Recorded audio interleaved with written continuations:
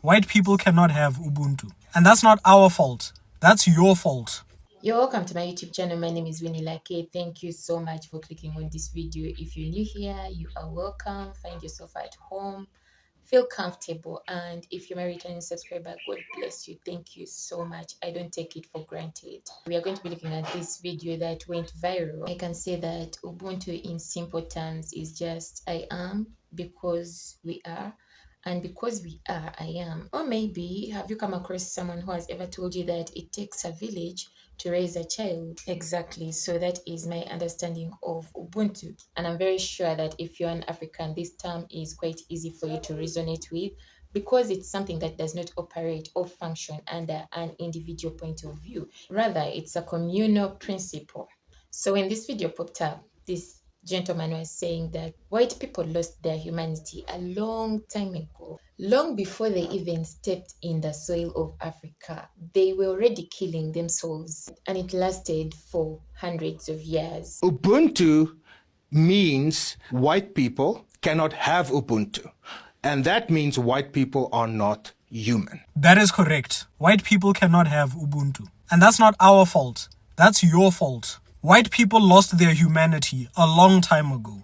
Long before we ever started singing Kill the Boer. Long before they ever set foot on African soil. Do you know what white people were busy doing in Europe? They were killing each other. And this lasted for hundreds of years. Go read up on European history. It's just war after war after war. They only stopped killing each other when they found us. But that was temporary. Because after they were done colonizing us, they started World War I and World War II. They just couldn't resist the urge to kill and destroy. It's part of their heritage. It's their white supremacist culture. They came to Africa with empty hearts and greedy hands. And because our ancestors were guided by Ubuntu, we welcomed these strangers into our home. Our ancestors didn't know they were inviting the devil into their lives. Our people showed them kindness. We gave them food, shelter, respect. And what did we get in return? Chains, whips, guns, rape, and genocide. Then they wonder why we see them as non-human.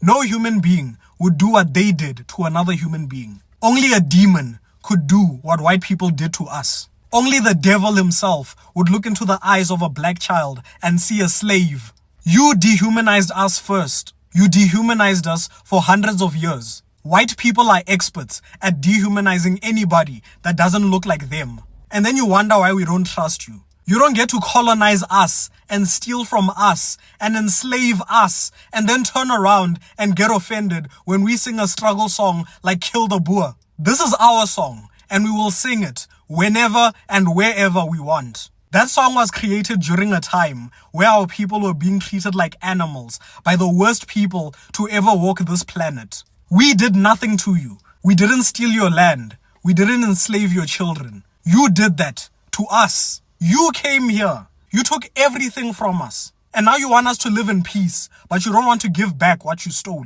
The only thing white people have ever known is how to kill, steal, and oppress. And that's why you will never have Ubuntu.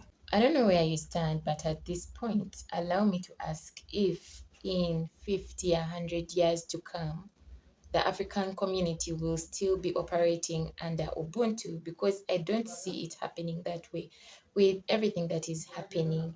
The reason why I asked that question is because today it is for me and my family. It is not for me to take care of my sister. It is not for me to groom my sister's children or my sister to groom my children. That is where we are heading to. Society no longer has a say towards our children. Gone are the days when your child makes a mistake, a stranger meets that child on the way. That stranger was allowed to punish that child because that child was anyone's child. But today, when you touch someone's child, when you touch anyone's child, when you try to educate them, it will not be well with you. And let us agree that our parents had a different kind of heart compared to the people that we have today, the hearts that we are having today.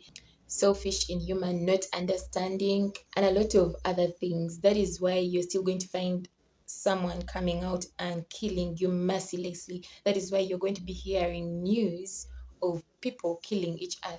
It is because we are beginning to feel like anyone who is not related to us does not affect us in any way. Whether or not they're in good condition, it will not affect us.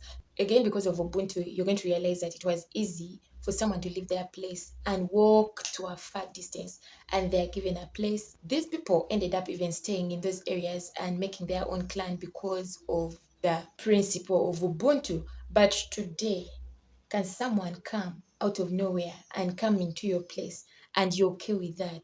You're going to start saying, life is very spiritual. As a matter of fact, why is this person coming here? I cannot just open my door like that. What if this person comes and harms me and my family? That is why I said that the heart in which our ancestors operated in is so different from the hearts that we are developing. It is very different. So because of that, it's very painful. Just recently, I came across this lady's story. She's from South Africa. No, it wasn't her first time meeting this guy, but she still ended up dead. Olorato was found dead on Monday. Yeah. What were the events that led up to her being found dead? What happened? A week before that, she meets a character, a guy. Unfortunately, we're still trying to unlock her phone so that we can see the conversation. Because unfortunately, as parents, we're not always preview of conversations with our children. And most of her friends also didn't know the guy. And this is why they all suggested every 30 minutes, send us your location. So meet up with this guy, and a week later he's in Joburg, so let's meet up. First met up, At a she mall. saw him. Yes, At a saw mall. him. When you follow up on the lady's story, you're going to discover that she followed all the society rules.